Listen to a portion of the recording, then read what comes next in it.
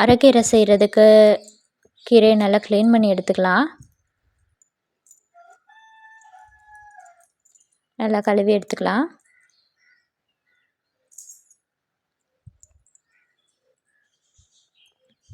ஒரு 2 தக்காளி, கொஞ்சம் வெங்காயம், பச்சை மிளகாய் தேவையான அளவு, கொஞ்சம் சீரகம், பூண்டு கொஞ்சம்,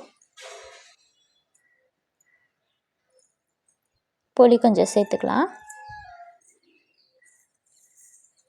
கொஞ்சமாக தண்ணி ஊற்றி வச்சுக்கலாம். ஒரு 2 விசில் விட்டு எடுத்துக்கலாம். தேவையான அளவு உப்பு சேர்த்துக்கலாம். கடைஞ்சி எடுத்துக்கலாம். ஆயில் ஊற்றிக்கலாம். கடுகு போட்டுக்கலாம். வெங்காயம் போட்டுக்கலாம். கருவேப்பிலை போட்டுக்கலாம். காஞ்ச மிளகாய் போட்டுக்கலாம்.